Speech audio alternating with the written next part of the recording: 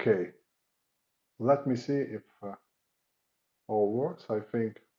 Can you can you talk a little bit just to? Sure, Oh, let's okay, okay, try. okay. Perfect, perfect. Okay. Great. Okay.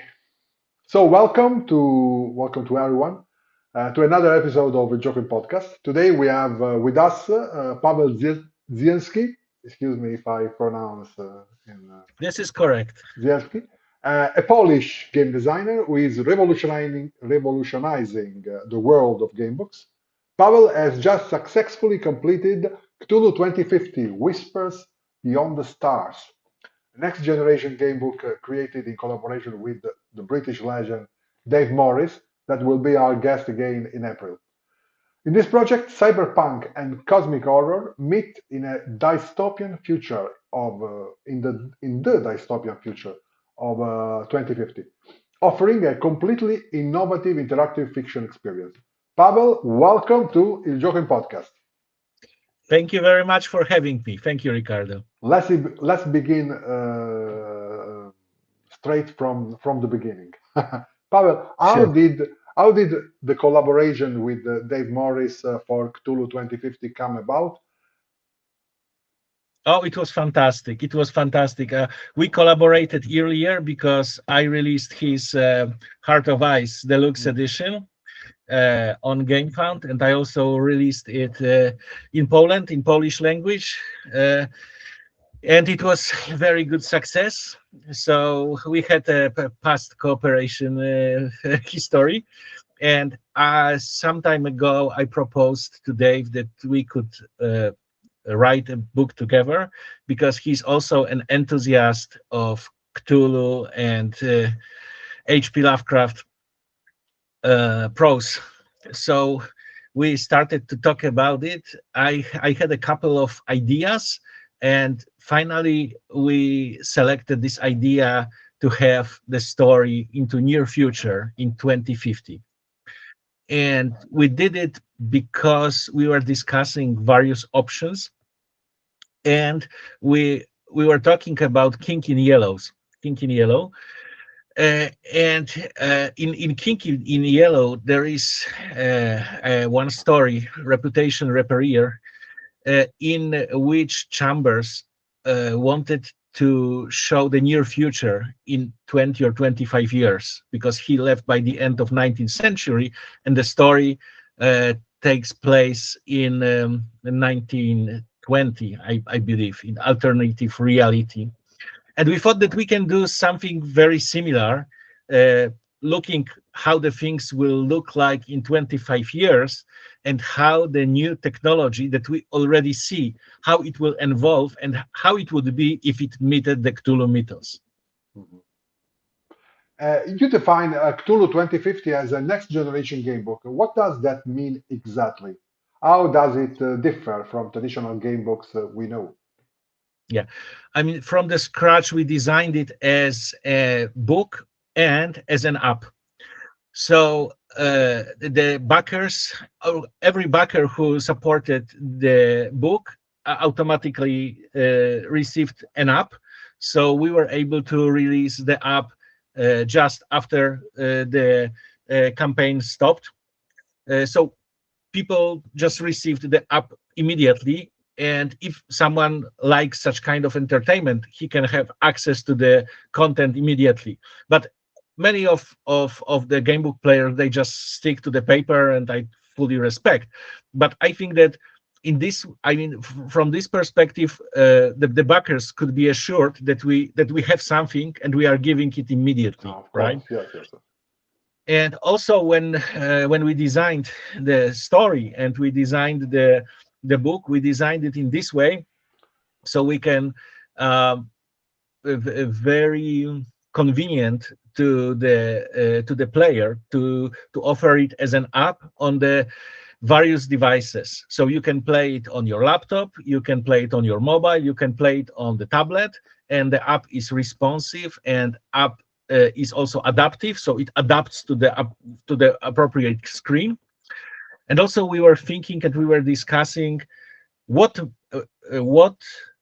would be the most convenient way for people to play on small screens, because there are some factors that are deterring people from playing on the digital devices, and we were trying to find these points. What is the obstacles? People just don't want to play on the devices, and they just would like to use the traditional books.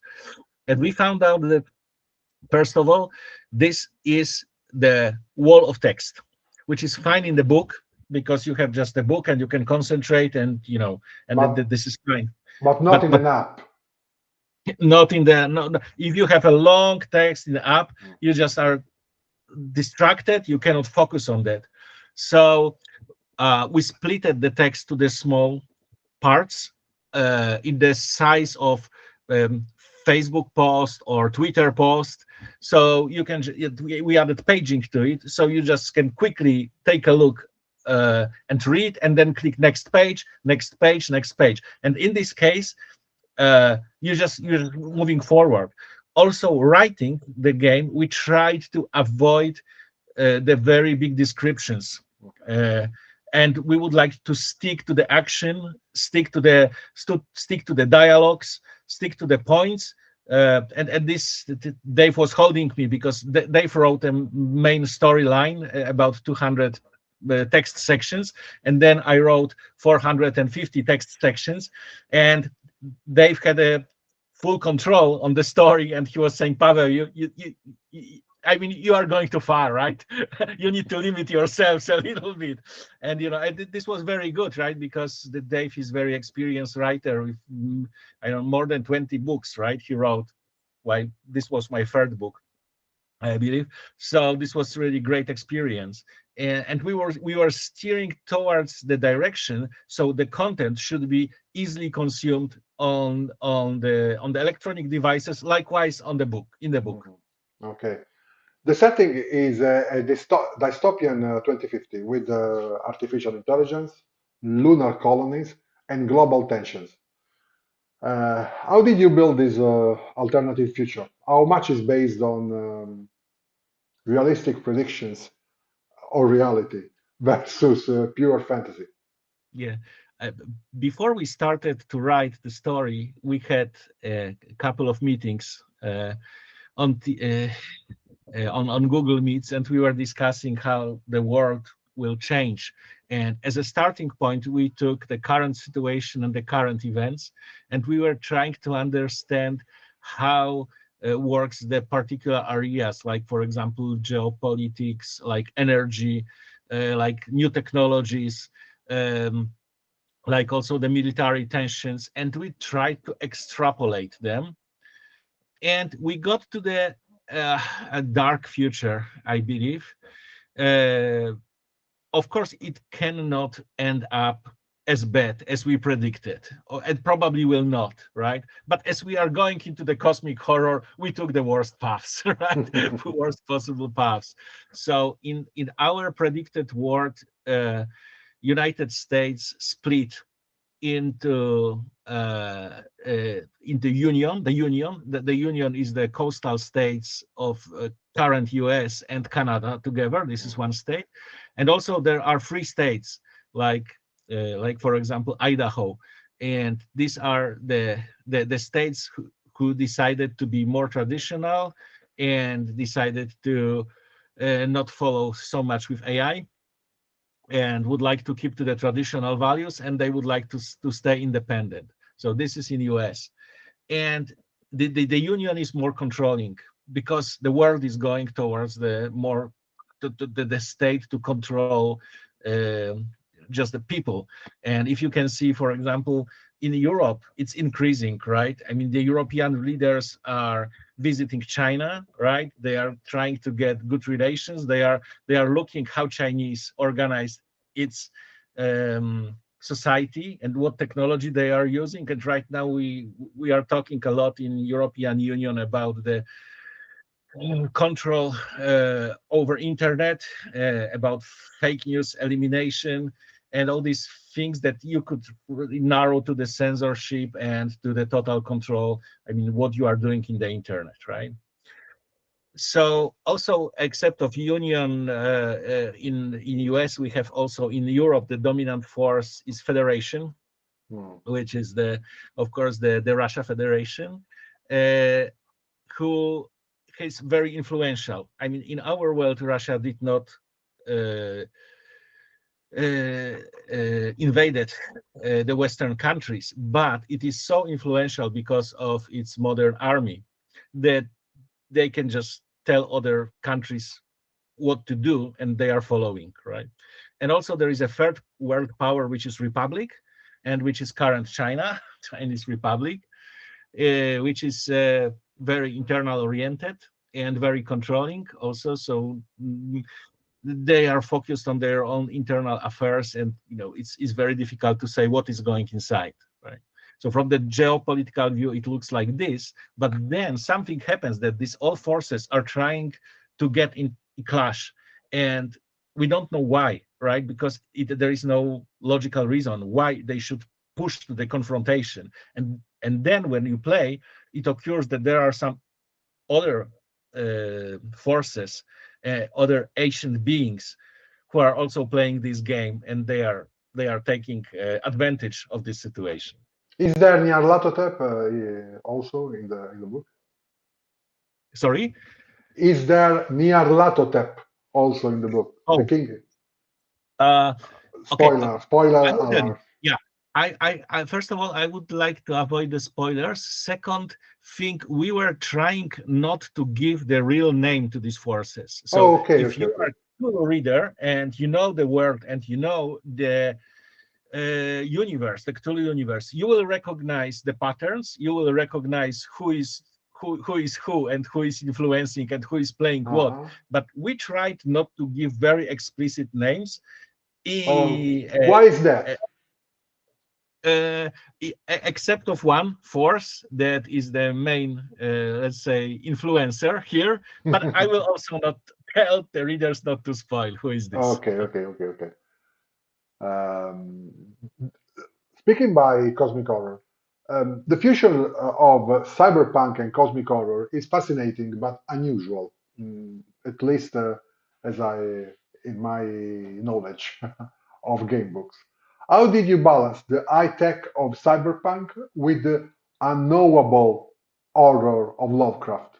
Don't you Yeah. risk technology explaining away the mystery? Yeah. We were talking with Dave about this, and Dave convinced me to the following approach, that most works of Lovecraft, most stories of the Lovecraft were put in his own times, in 1920s, because he were living there in these times. So we also should take a look into this. We shouldn't go back like 100 years, but we should think about our current times and what could be in the very near future. And we rather should follow the spirit of the stories than to imitate the language, for example, or to explicitly take some situations and transfer to the times.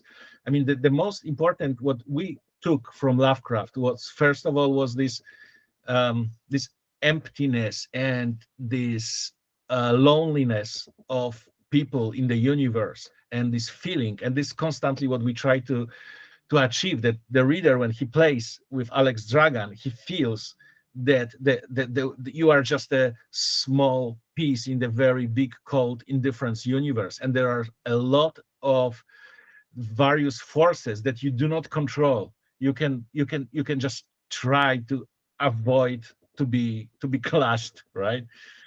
And this was our main feeling. So we didn't want to do the pastiche, or we just didn't want to copy what Lovecraft created. We just wanted to have this tension and put it into the current and future world.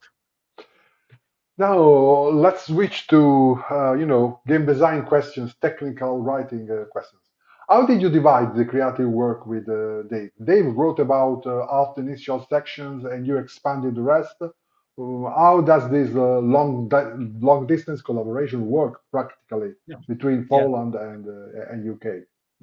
So as I said, first we had a couple of meetings to discuss the world, and we describe this world on the couple of pages with dividing it into the points like history from 2025 to 2050.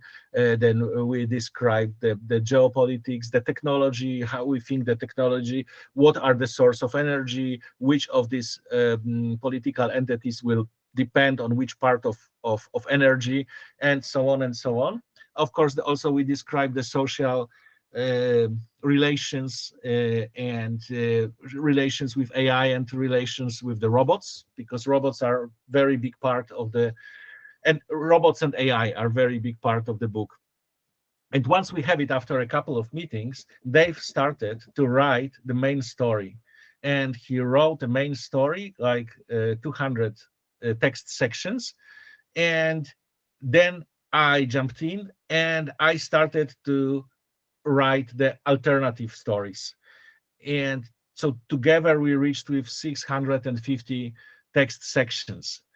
So first, because we tried at the very beginning, we tried to do it parallelly, but it occurred that we are going in very different directions. So I said, Dave, maybe you will finish the main story, right? And then I will jump in once I know exactly what you mean and where you would like to get, right? I will write the alternative paths. And he said, okay, let's do it. So I did it, and then by the end, Dave made the final edition. And he also we were also discussing about some threads were finally also changed to be better aligned, because I have a tendency to go with more, let's say, fantastic adventures and more fantastic situations, and Dave would like stick to the matter, stick to the line, stick to the main idea. And I said, okay, right, let's do it, right? So finally he edited, and right now the app is available. The app is available on GameFound, and also it is available on the new store that I opened. It's called stormweavers.com store, and there is the game is available there. And right now the composition is ongoing, because we wanted to have very rich layout of the book. And it is time consuming. This is really time consuming. I imagine our that, yeah. artists are working on that right now, but we would like to deliver something really extraordinary, and I really hope that the readers will like it. But right now we need a lot of time to do this page by page composition. The protagonist, Alex Dragan, has undergone the wipe, losing memories of their crime. This narrative device of amnesia is risky, in my opinion. How did you avoid it becoming a cliche? Because it's very used. Yeah. So the idea was that he was not losing the memories entirely. He was just erased in the area that were corresponding to his crime. And there we introduced the law that if you are after this wipe, other persons cannot mention to you about your crime, because then they also commit the crime. And in many things, Alex remembers, and he is acting, but with many things he just don't remember. Especially, he doesn't remember, especially the things that are connected with the main with his crime that we even don't know, and he even doesn't know if he really committed it or not. And also, there is during the gameplay, you have possibility to discover it, how it was in the reality.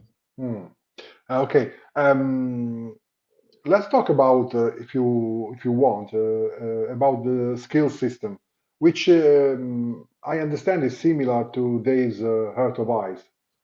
Can you explain me how do the game mechanics work? How do you balance narrative and rules in the game book? Sure. Hey, can I share my screen, because I can show you on the examples? Is it okay? Okay. Okay. Yeah. So let's try. Let me share my screen.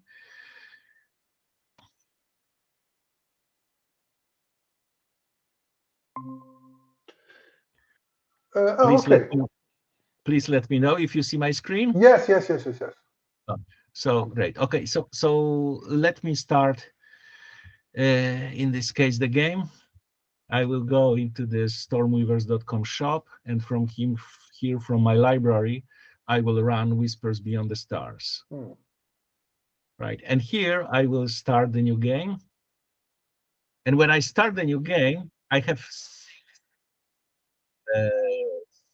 skills to choose from. Right? Your voice is going down. I don't know why. All right. Okay. Yeah, Okay. I know Okay. why. Just Okay. let me. I know why, and this is because I will tell you.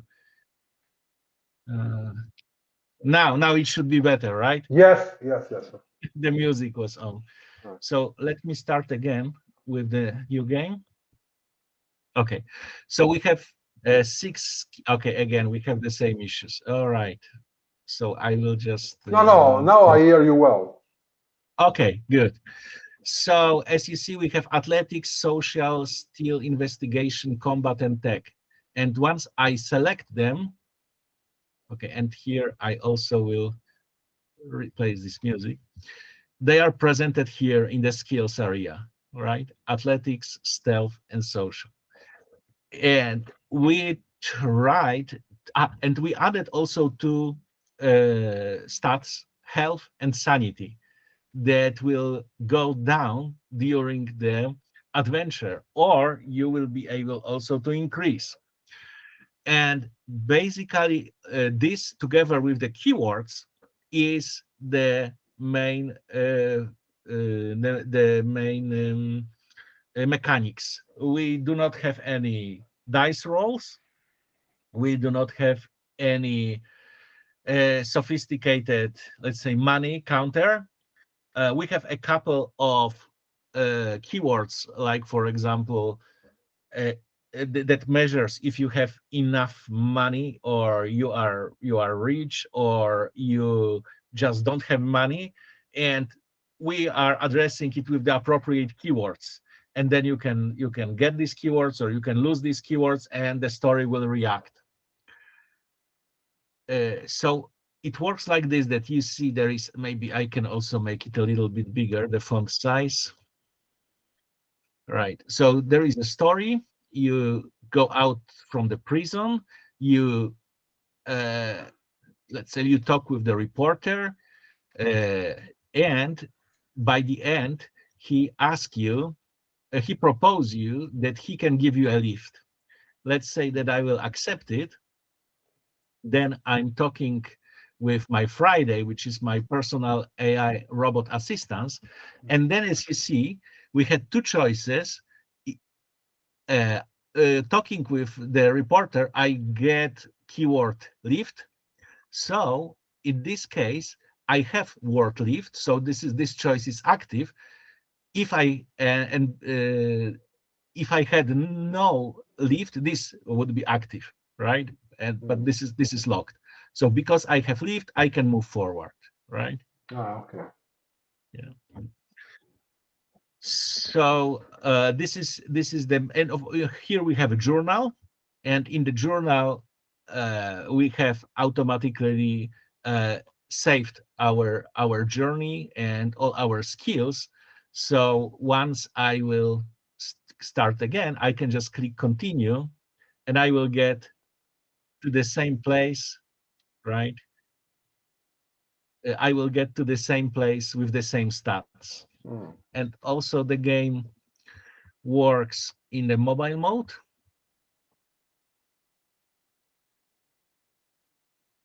Okay, so I just, let's say that I will pretend I will use an iPhone, and I will refresh. So you see, when I play, so it's adaptive. Yes, it is adaptive, right? And here in this case,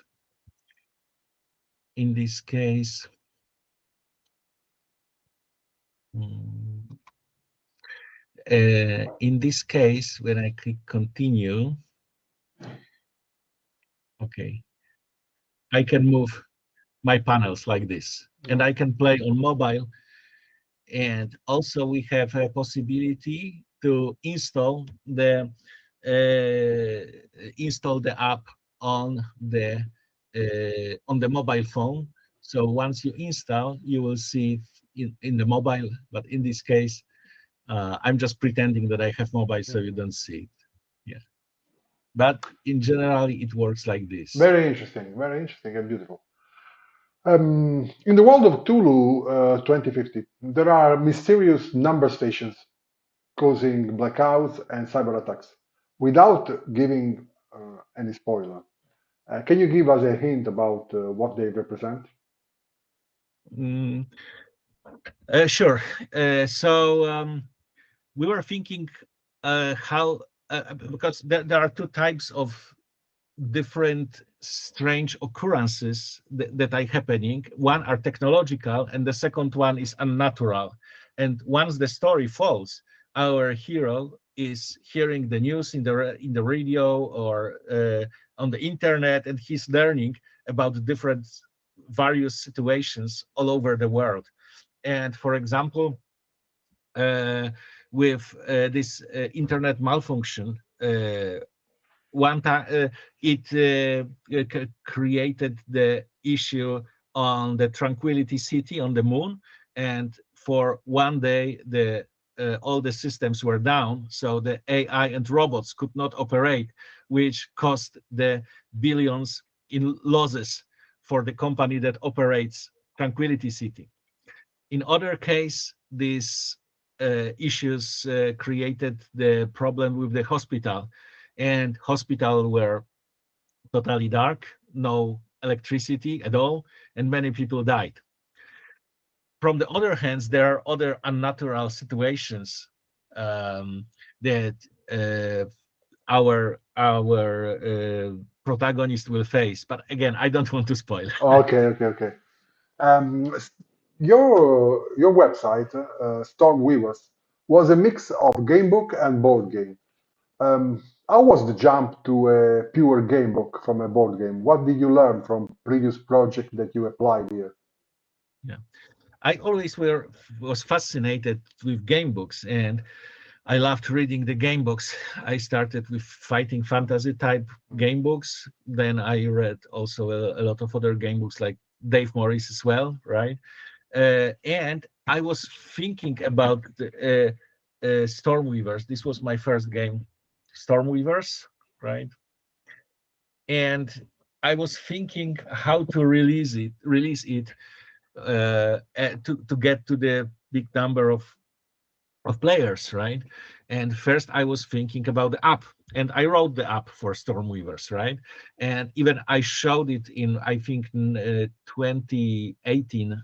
I showed it in a Polish game book lovers group, and they said, "Yeah, we would like to have something real, right? We don't want to app." So I said, "Okay, but if I will just do the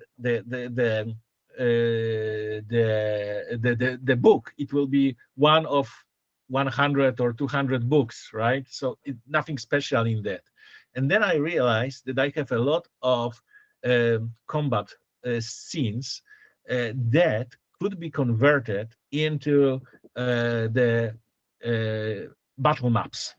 And I remember that they were trying to do this with Bloodsword, with series Bloodsword, but because it was only the book and very generic map, right? So if you want to really play, you need to recreate this map on your table and have your own uh, figures, right? So I said, okay, but if we can add very nice maps, and we can also add nice tokens or nice figures, and we can add also the dice, I mean, it would be something, right? It would be something new, and maybe it could work. And I started to redesign the book to be hybrid of the book and the board game. And then finally, when it was tested, someone told me, "Hey, but I would also like to have the world map." And we thought that it would be good to have something like scratch off map. So you have something like coupon that you scratch off the areas, and then from underneath you see the world opening, right? And you have the numbers that you can read in the book. So all step by step, everything turned to the Stormweavers, and people really liked it. It was a great success in 2021 on Kickstarter. There is a version, English, Polish, and French version, and it was very well accepted. So we created second part called Stormweaver's Stronghold, which is even more directed to the board game area, but still having the storybook. Um, and you have additional elements which are cards, and you are not nice, but you are using cards. A lot of that cards. Weren't in the previous version. That weren't in the previous version. No, this was the Stormweaver Stronghold, which is the second game after Stormweavers. I mean, right? The cards weren't in the previous version. No. Okay. In the previous version, in the first Stormweavers, we had dice, right? We have battle maps, we have tokens, and we have cards. We have dice. But in Stormweaver Stronghold, we had also, and it created a very big game, frankly speaking, and looks like it was a little bit too big, because we are still right now, we designed everything, and right now we are still testing before we will add it to composition. We are a little bit late with Stormweaver Stronghold, which I'm very sorry to the backers, but we just would like to do it very, very good, very well, and very well balanced. And after that, I thought, okay, there is a really, really lot of work when you have the book and you have also all these complicated mechanics. So let's try to do something easier, something better to produce, and something more lean. And we started to talk with Dave. And first, we were talking for Whispers Beyond the Stars only as a digital project. So we wanted to be smaller, to be digital only, and this would be the first form. But once we finished the text, it occurred that we have 650 paragraphs. So we said, okay, it's a really big thing, right? Let's do the book, and it worked well. Speaking about Dave, Dave Morris has over 40 years of experience in game books. What was the most important lesson you learned working with him? I think it was sticking to the main point of the game, trying not to flow into the digressions or not to create too many threads that are going out of the initial project. And this was basically good lesson, because when lately I was again playing the Heart of Ice, I thought how it would be if there would be more distant threads, right? And I said, okay, maybe I would not like it, right? I like Heart of Ice because this is very focused.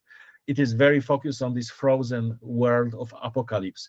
Then I'm translating right now Dave's Down Among the Deaf Men, the pirate game book. I'm translating into Poland. I don't know it. Okay. I haven't read it. Yeah, you did. Okay, so after the game, I can give you the access to the digital app that I have in English, because I finished the app. Because so I think it's not being published in Italian, in Italy. I never heard of it. Yeah, it may be not published. I saw it only in English. Okay. Yeah. So right now I'm translating into Polish, and I just finished the app for it. So it will be on the shop as well, I think in 1 month, in both languages. But when I'm reading it, I also see that Dave likes to stick to the main thread. So if this is a game about pirates, let it be about the pirates, right? If we are doing the Cthulhu and cyberpunk, let it be more cyberpunk Cthulhu. Do not put too many things inside. Do not go outside of the genre. Just let's stick to the point, because otherwise, I mean, it may lose the main purpose. Talking about crowdfunding, You chose GameFound instead of Kickstarter. Correct me if I'm wrong. For crowdfunding. Well, why this decision? How did the campaign go?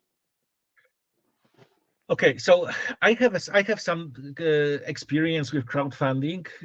We made something about 5 or 6 crowdfunding campaigns. We started in 2020 with a Polish crowdfunding portal Wspieranto in Polish language. Then we went to Kickstarter with Stormweavers. Then we tried also the GameFound with Heart of Ice Deluxe Edition. Then doing Stormweaver Stronghold on Kickstarter, and now Whispers Beyond the Stars on GameFound. And it's this so this is a lot of time, 6 years, right? And during these 6 years these portals were changing. Some of them were changing faster, some of them were changing slower. And also I was asking the users and our backers what do they like the most at the moment. And with the last game we decided to go on GameFound because GameFound at the time 1 year, I mean by end of the last year, they had, in my opinion, best tools for creator, and they also gave the best possibility to communicate with the players. Also GameFound has integrated pledge manager together Okay. with the While campaign manager. Kickstarter don't. Kickstarter don't. Okay. Yeah, exactly. So we decided to go with this direction, and also GameFound had quite good marketing options called AdFound. So we used this AdFound to manage the ads, and we had better experience that with Kickstarter on that. I mean, Kickstarter does not have any special sales tools. Just the name, just the brand, Kickstarter. Yes, yes. So finally we started on GameFound. Something in the middle of campaign, we thought that maybe we are losing momentum, so we decided to create some short movies on which we are talking about the project. Me and Dave, we are talking about the gamebook's history and about the game. Yeah. And we started to show them one by one in a couple of years, and then the campaign revived. And also I think people observed that we already are funded in 2 days, so there is really no risk to support. And once we were walking through and we were showing different aspects of the game, I mean, the campaign started to live again, and we ends up with very nice results. So we are very happy with that. You are a Polish designer working with British authors for a global market. But how do you see gaming evolution in Poland? Is there a strong creative scene there? Absolutely, absolutely. We have a lot of great authors, writers, designers. We have many great companies, like for example, so like Awoken Realms, that is maybe most famous, right? Because it's big, and also they are the owner of GameFound portal. But in fact, the Awoken Realms was the example for me to start to open my company and start to working with games professionally. But still, this is my second job. My main job is enterprise IT specialist. So I'm running the second company after hours. But the Polish market is really very strong and is really even perceived by corporations, game corporations, as a good market, third or fourth after France, Germany, and probably Italy as well. So we are in 4 European markets right now. Also, maybe this is because people here really like this hobby, because I believe this is nice hobby but still affordable, right? Maybe it is difficult to collect cars or bikes or something like that living in Poland, but okay, if you work here and you are a specialist, you can afford for buying games from time to time. Apart maybe from Awaken Realms, you know, 100 $100, $200 for the games, you know, rich of miniatures of. Mhm. They are they aren't cheap. The Yes. Awaken Realm board games.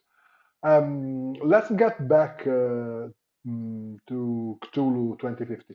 Art and visual design are crucial for atmosphere. How did you develop the aesthetic for Cthulhu 2050? Who worked on the visuals? Yeah. So it was my daughter, Marianna. Oh, So the name when you see is very similar. My name is Dziemski. My surname is Dziemski. Her name is Dziemska. The last letter is typical to the female, right? So we have in when all in the family.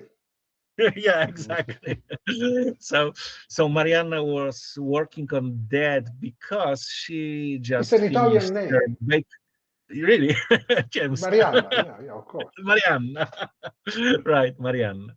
So she just completed the bachelor degree on her studies in new media.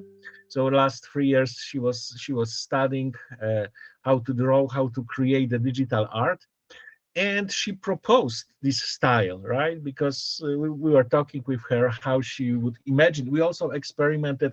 I ordered some test art also from other market artists, and we were just comparing because we really understand that it should just define the game, right?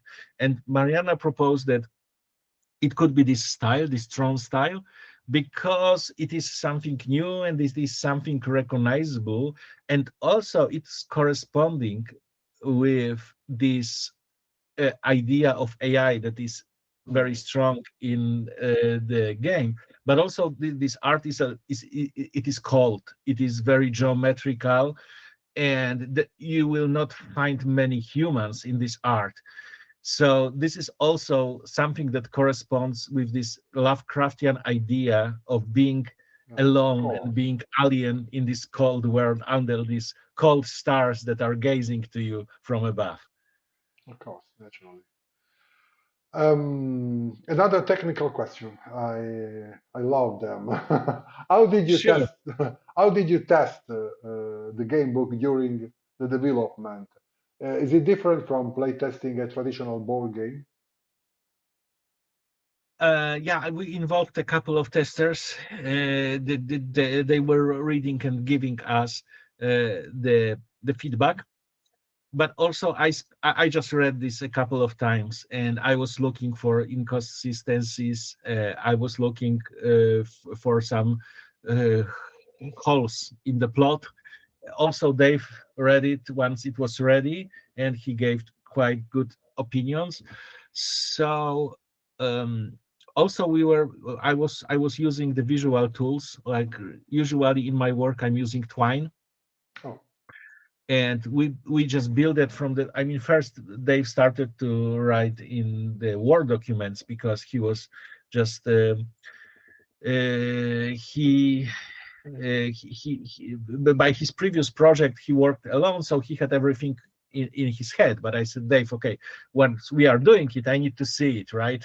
I yeah. need to see it because I need to see where I need to see your I vision can. of Yeah, the exactly. book. So Yeah. I convinced him to first. I converted his part into first part into Twine, and then I convinced him to work in Twine. So once he finished, he gave it to me, and I started in Twine to adding additional more story arcs or small story arcs, or trying also to connect some very distance part that we just didn't think of, because when we start the first part, for example, we didn't think about the very end, right?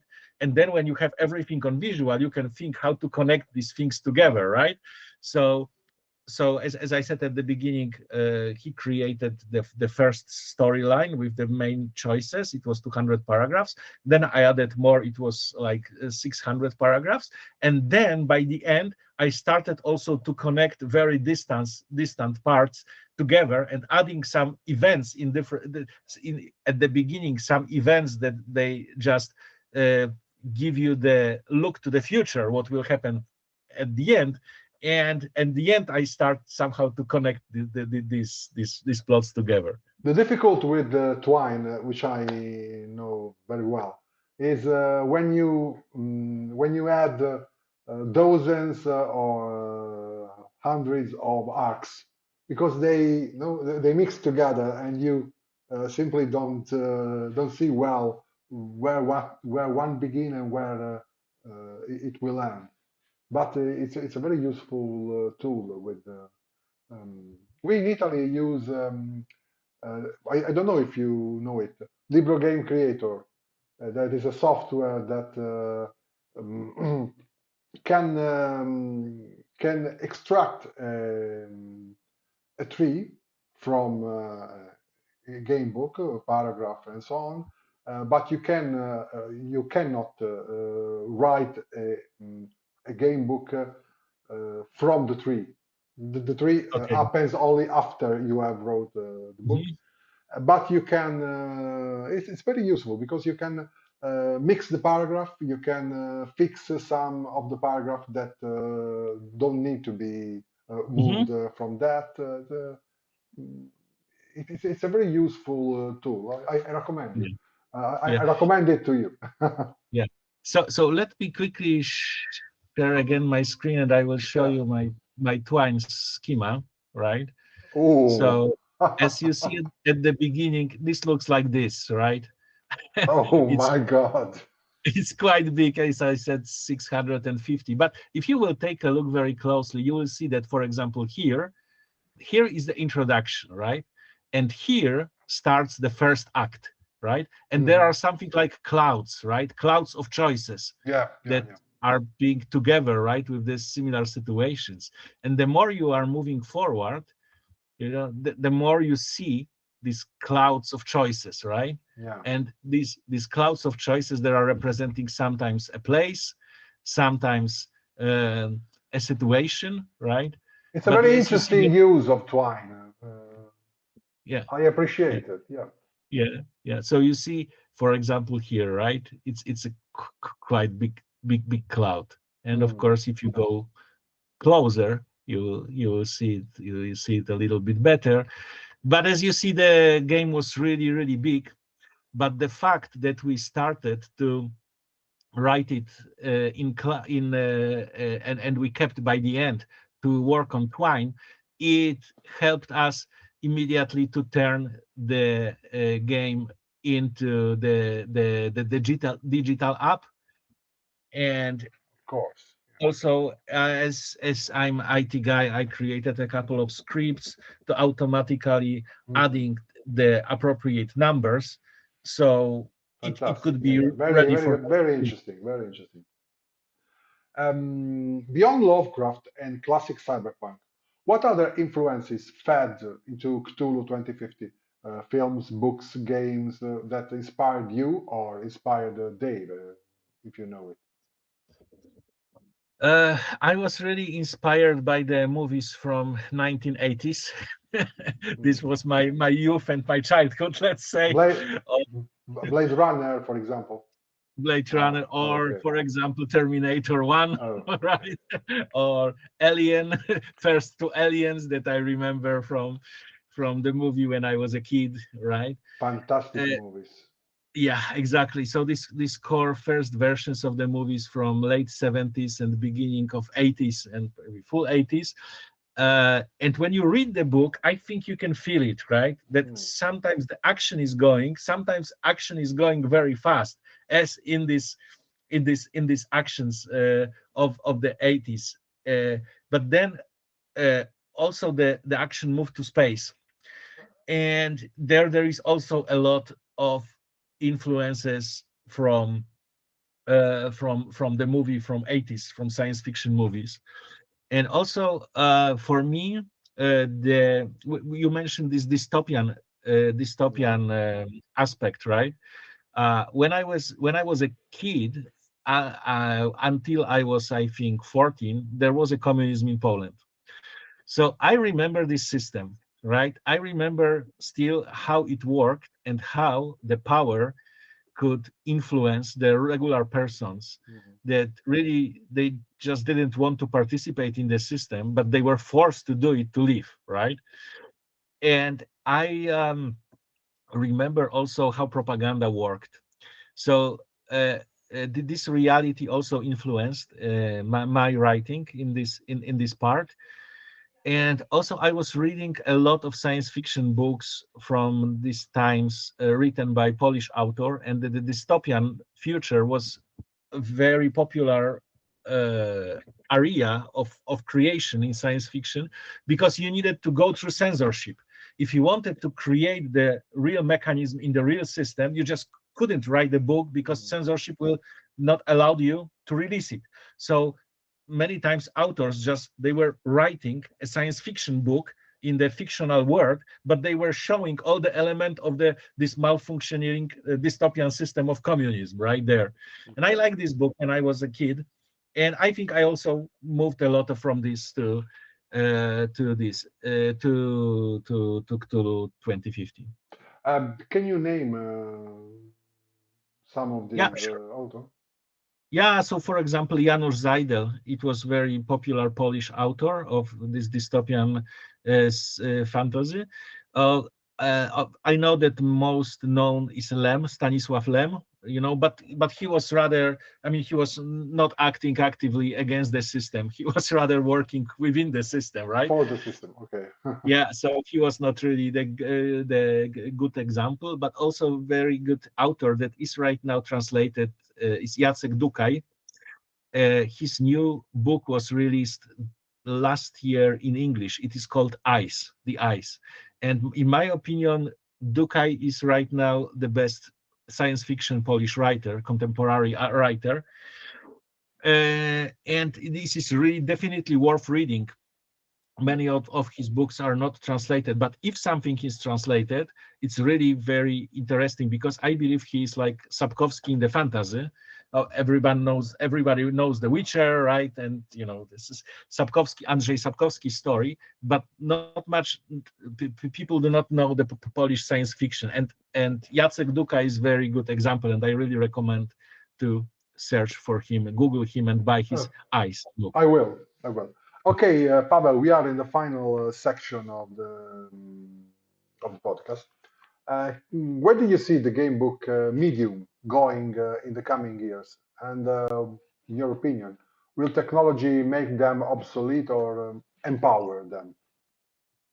Oh, I believe the paper will be always strong, and I also like paper very much, and I like books on paper, but also I like the apps, and I hope that they will coexistent in at the same time, because in some cases, for example, for me, I like to play the game book as an app, especially if I have a lot of shelves full of books, right? So I just if I would like to play once the game, I just don't want to buy additional book to have on the shelf, right? Then in this case, I would like to play it on the mobile or on tablet. So I think that both directions will evolve, and I really hope that people will start to read more on the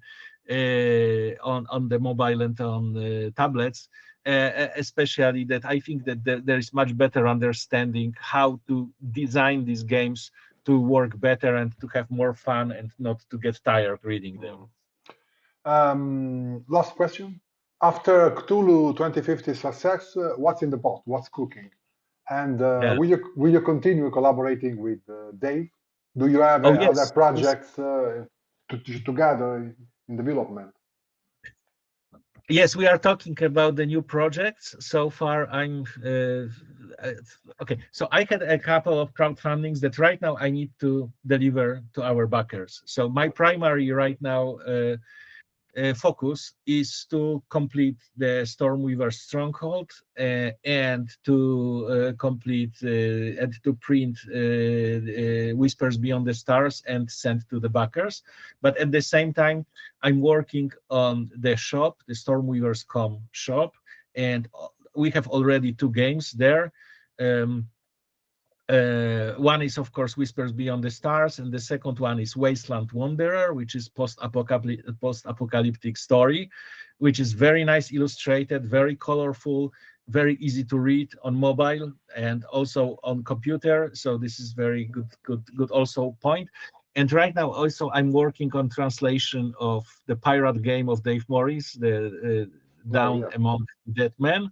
So I think before, 1 month, it will be available in stormweavers.com shop. And of course, we are talking with Dave about the brand new projects.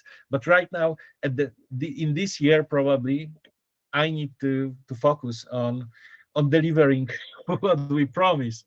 I also have an agreement with Italian publisher about the Italian Conan game called The Blood of Barbarian. Aristea, Perseo, Plesio, Acheron, which is? Can you tell us?